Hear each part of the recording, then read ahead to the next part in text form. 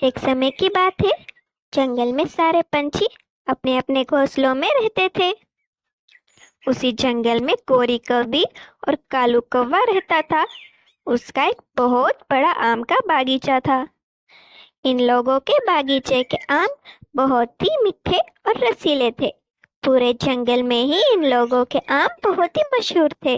گوری کو بھی آم تو پک گئے ہیں۔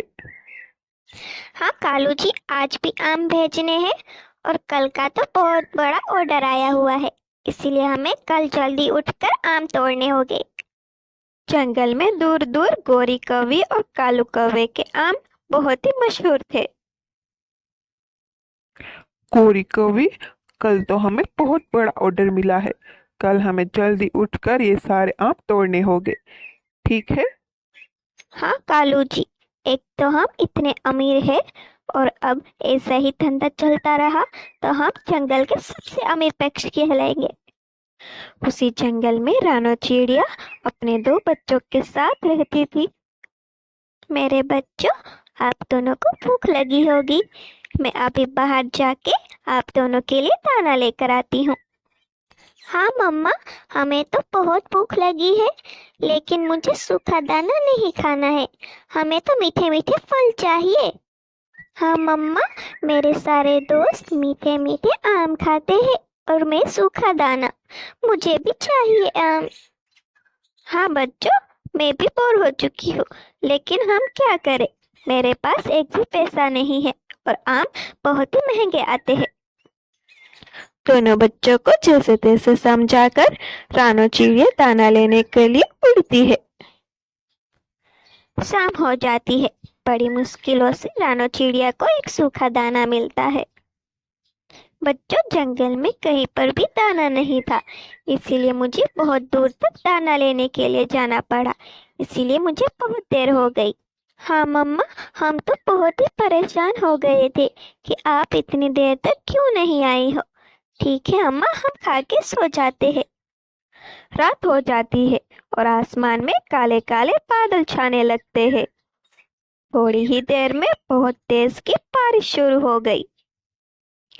بارش اتنی تیز تھی کہ کالو کوے اور گوری کوی کے آم کے باغ بھی خراب ہونے لگے۔ پوری رات بارش ہونے کے بعد سویرے بارش رک جاتی ہے۔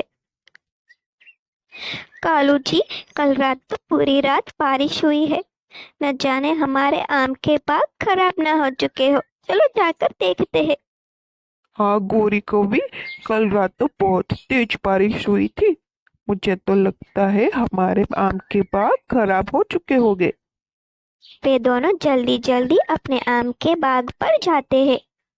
گوری کو بھی، مجھے تو لگتا ہے ہمارے آموں کو کچھ بھی نہیں ہوا، دیکھو صحیح سلامت ہے۔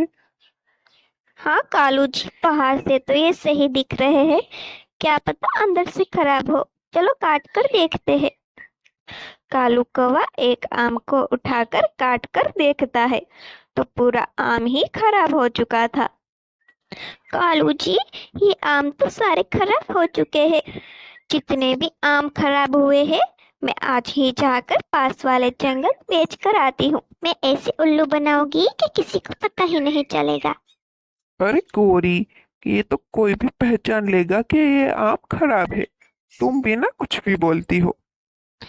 جب میں اسے بیچنے کے لیے جاؤں گی تب میں اچھے آم لے کر جاؤں گی، اور جب وہ لوگ ہمیں آرڈر دیں گے تب یہ خراب آم بیچ دوں گی۔ گوری کو بھی تو اپنے اچھے آم لے کر پاس والے جنگل اسے بیچنے کے لیے جاتی ہے۔ گوری کوی ایک پیڑ کی ڈال کے اوپر بیٹھ کر کسی پکشی کا انتظار کرتی ہے۔ اسے ایک چڑیا دکھائی دیتی ہے۔ ارے او چڑیا، ذرا ادھر تو آؤ۔ گوری کوی کی آواز سن کر رانو چڑیا وہاں پر آتی ہے۔ ارے آپ تو وہی ہو نا جس کا بہت بڑا آم کا باغ ہے، بتائیے کیا کام ہے مجھ سے؟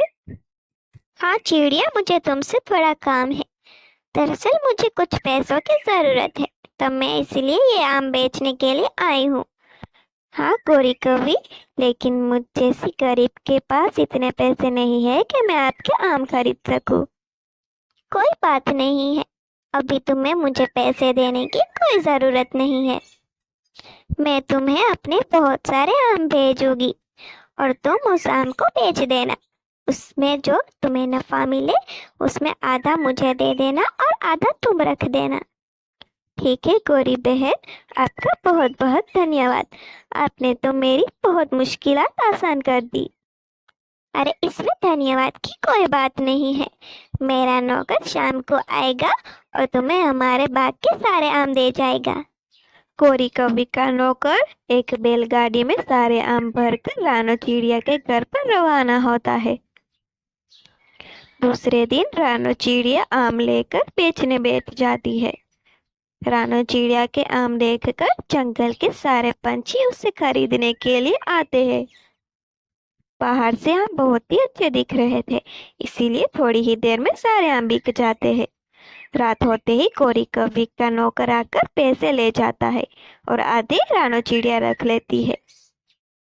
अपने अपने घर जाकर जब पक्षी आम को काटते हैं तो सारे ही आम बहुत ही खराब निकलते हैं।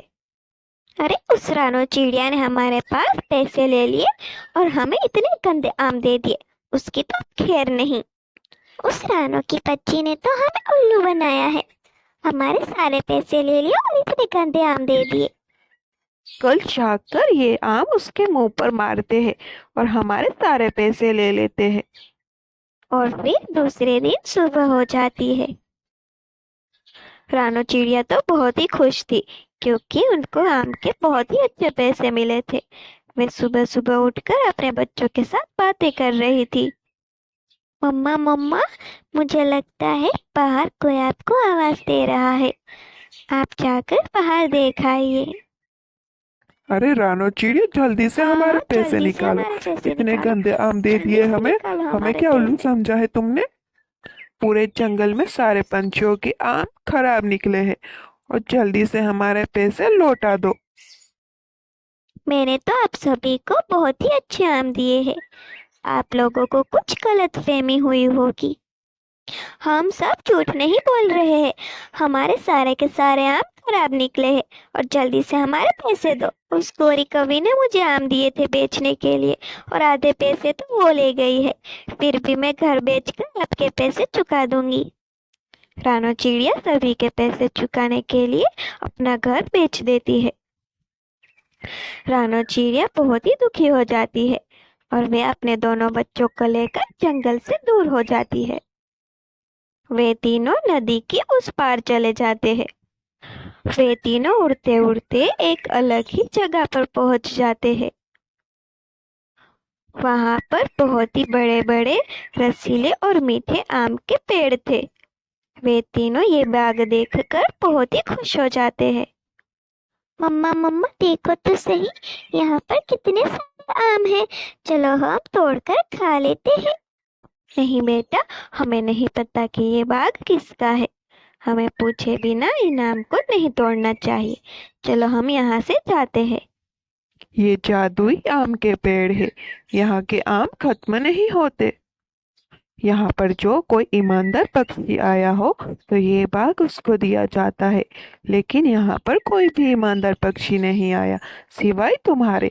अब ये बाग तुम्हारा हुआ। तुम्हारा बहुत बहुत शुक्रिया जादुई पेड़, तुमने तो हमारी बहुत सारी मुश्किलात आसान कर दी।